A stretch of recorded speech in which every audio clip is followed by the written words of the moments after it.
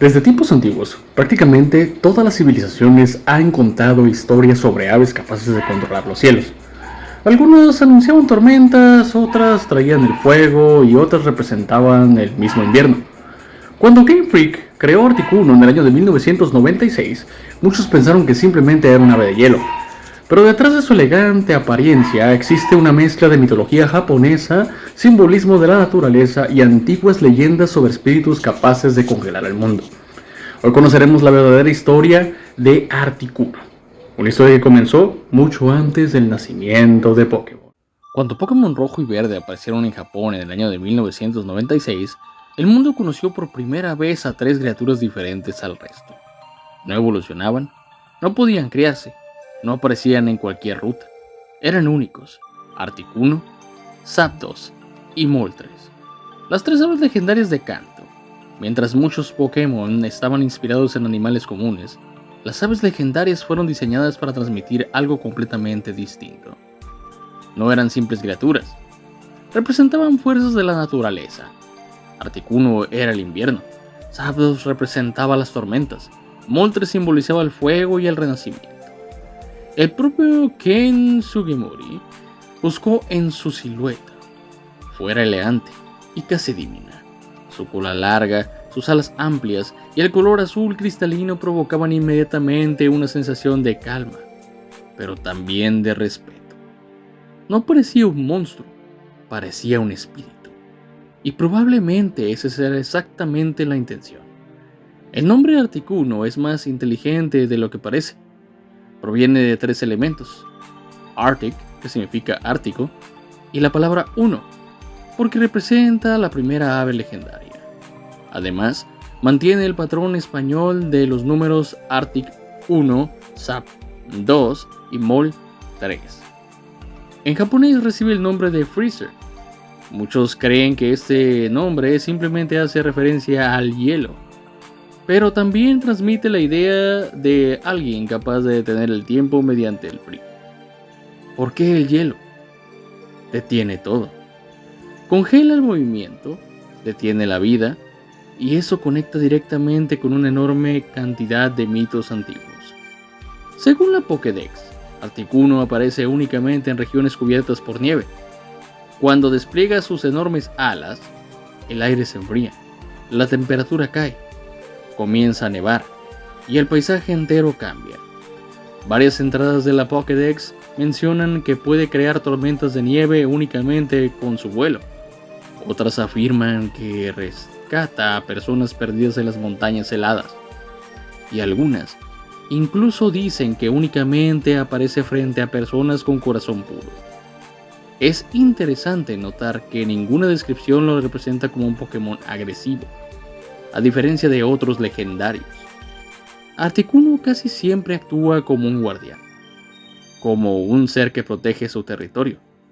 Eso explica por qué vive escondido en lugares casi imposibles de alcanzar. No busca ser encontrado, prefiere observar el mundo desde la distancia. En los videojuegos originales, Articuno habita en las Islas Espuma. No fue una elección al azar. Las cuevas congeladas, el agua, el hielo, representan el equilibrio entre dos fuerzas completamente opuestas: el océano y el invierno. En muchas culturas antiguas, los mares helados eran considerados el fin del mundo conocido, un lugar donde habitaban espíritus. Y principalmente y precisamente esa sensación transmite Articuno. No parece pertenecer al mundo cotidiano. Parece una criatura nacida de un lugar donde el ser humano jamás debió entrar. Ningún Pokémon nace de la nada. Tras de cada criatura existe una idea, una historia, una inspiración. Y Articuno no es la excepción. Aunque Game Freak nunca ha confirmado oficialmente una única fuente de inspiración para Articuno, al analizar su diseño, su comportamiento y las descripciones de la Pokédex, aparecen varias influencias mitológicas que encajan sorprendentemente bien con él. La primera nos lleva directamente a Japón, un país donde el invierno nunca ha sido visto únicamente como una estación del año. Durante siglos fue considerado un reino gobernado por espíritus. seres invisibles que descendían de las montañas cuando comenzaban las primeras nevadas. Uno de los más famosos es conocido como Yuki Onna, la mujer de las nieves. Según la tradición japonesa, aparece durante las tormentas invernales, su presencia congela el ambiente, el viento deja de soplar y el silencio se apodera del bosque. No siempre es un espíritu malvado. En muchas versiones simplemente protege las montañas y castiga a quienes alteran el equilibrio de la naturaleza. Curiosamente, Articuno comparte ese mismo comportamiento.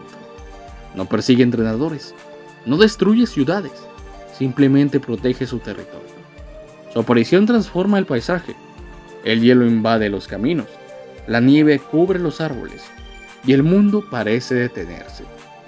Es un patrón demasiado similar para ser una simple coincidencia. Existe otra posible inspiración. Mucho antes de que existieran los videojuegos, varias culturas creían en enormes aves que gobernaban el clima. En Siberia, Escandinavia e incluso entre algunos pueblos indígenas de Norteamérica. Aparecen relatos sobre aves gigantes capaces de traer el invierno con el movimiento de sus alas. No alcanzan rayos, no lanzaban los mismos, no escupían fuego, simplemente volaban. Y el frío llegaba detrás de ellas. Cuando observamos en las entradas de la Pokédex correctamente y exactamente ocurre lo mismo. Articuno no necesita atacar, su simple vuelo hace descender la temperatura. Las montañas quedan cubiertas por nieve, los lagos comienzan a congelarse y las tormentas aparecen como una consecuencia de su presencia.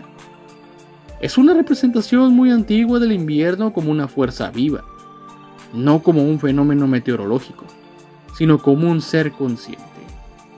En muchas culturas antiguas, el hielo tenía un significado muy distinto al actual. Hoy pensamos en nieve, vacaciones o paisajes bonitos, pero hace miles de años, el invierno significaba otra cosa. Significaba hambre, oscuridad, muerte. Los campos dejaban de producir alimento, los animales desaparecían, los caminos quedaban bloqueados. Sobrevivir dependía de resistir unos meses más. Por eso, el invierno terminó convirtiéndose en un símbolo de cambio. Todo muere para volver a renacer. Y aquí aparece una diferencia muy interesante entre las tres aves legendarias. Moltres representa el fuego, la vida, la renovación. Zapdos simboliza la energía, el movimiento, la tormenta. Pero Articuno representa la pausa, el silencio, el momento en el que la naturaleza parece quedarse inmóvil antes de volver a despertar. No es casualidad que sea el ave más tranquila de las tres. Su poder no está en la destrucción, está en el control absoluto del entorno.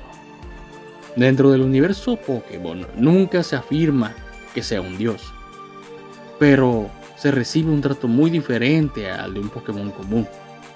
En Pokémon, la película 2000, junto a Zapdos y Moltres, forman parte del equilibrio natural del planeta. Cuando uno de ellos es capturado, el clima comienza a descontrolarse. Cuando los tres entran en conflicto, los océanos cambian, las tormentas aumentan, los ecosistemas colapsan, y entonces aparece Lugia. No como el rey de las aves, sino como el guardián que restaura el equilibrio. Esto convierte a Articuno en algo más que un Pokémon fuerte. Lo convierte en una fuerza elemental, una pieza indispensable del orden natural. Y eso explica por qué su captura siempre fue presentada como un acontecimiento extraordinario. No estás atrapando un ave, estás alterando el equilibrio del mundo. Pero si Articuno representa el invierno, ¿por qué miles de entrenadores han pasado décadas intentando capturarlo? La respuesta no está en la mitología, está en la historia de Pokémon. Existen Pokémon legendarios, y después está Articuno, porque durante casi 30 años ha permanecido como uno de los símbolos más reconocibles de toda la franquicia. Cuando Pokémon llegó al mundo en 1996, nadie imaginaba el fenómeno en el que se convertiría. Los entrenadores y jugadores exploraban cantos sin internet, sin guías, sin videos. Todo era un misterio. Las leyendas se transmitían de boca en boca. Dicen que existe un ave escondida en una cueva helada. Muchos pensaban que ese era solamente un rumor, hasta que se encontraban en las Islas Espuma. No era un lugar sencillo. Había que resolver un pequeño rompecabezas moviendo enormes rocas para controlar las corrientes de agua. Solo entonces era posible llegar al corazón de la cueva. Y ahí estaba, silencioso, esperando, sin música triunfal, sin una escena cinematográfica. Simplemente permanecía inmóvil, como si hubiera estado aguardando durante siglos la llegada de un entrenador digno. Ese momento quedó grabado en la memoria de miles de jugadores, porque capturar a Articuno no era como atrapar un Pokémon salvaje, era descubrir un secreto. Las Islas de Espuma no fueron elegidas al azar, son un lugar donde el hielo y el océano conviven constantemente. En la tradición japonesa, las cuevas suelen representar la entrada a mundos espirituales, no simples refugios, son lugares donde lo humano y lo sobrenatural se encuentran. Eso convierte a las Islas de Espuma en algo más que una mazmorra del videojuego. Funcionan como un santuario. Articuno no vive ahí porque sí. Protege un territorio apartado del mundo, un lugar donde la naturaleza permanece prácticamente intacta. Y eso coincide con todas las entradas modernas de la Pokédex. Articuno evita el contacto con personas. Solo aparece cuando el equilibrio natural permanece intacto. En el anime, ayudó a convertirlo en una auténtica leyenda. Su aparición más importante llegó en Pokémon la película 2000. Ahí descubrimos que Articuno, Zapdos y Moltres representan fuerzas naturales, no simples Pokémon extraordinarios. Son pilares del equilibrio climático del planeta. Cuando Lawrence III captura a Moltres, el orden comienza a romperse. Zapdos y Articuno reaccionan. Las tormentas aumentan, las corrientes oceánicas cambian, los ecosistemas se alteran. No está luchando por orgullo, está respondiendo al desequilibrio provocado por la intervención humana. Es un mensaje que aparece constantemente en la franquicia de Pokémon. Cuando el ser humano intenta controlar la naturaleza, las consecuencias son imprescindibles. Solo la intervención de Lugia logra restaurar el equilibrio. Y aunque muchas personas recuerdan esa película por Lugia, Articuno desempeña un papel fundamental. Sin él, el mundo pierde una parte esencial del invierno. Décadas después de su debut, Articuno encontró una nueva vida en Pokémon GO.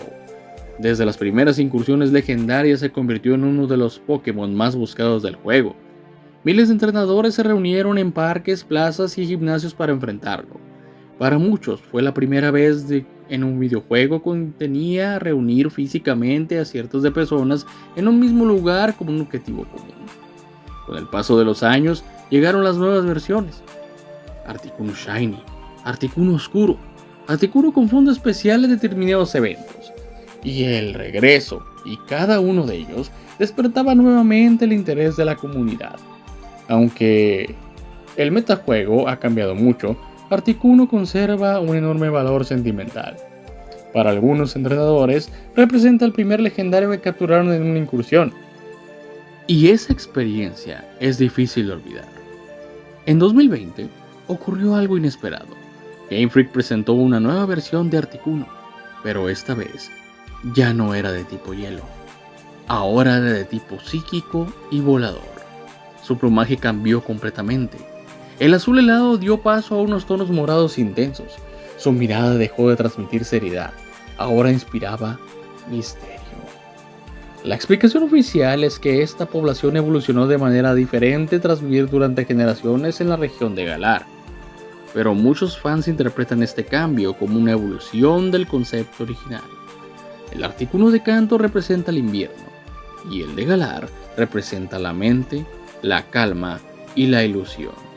Dos formas completamente distintas de ejercer poder.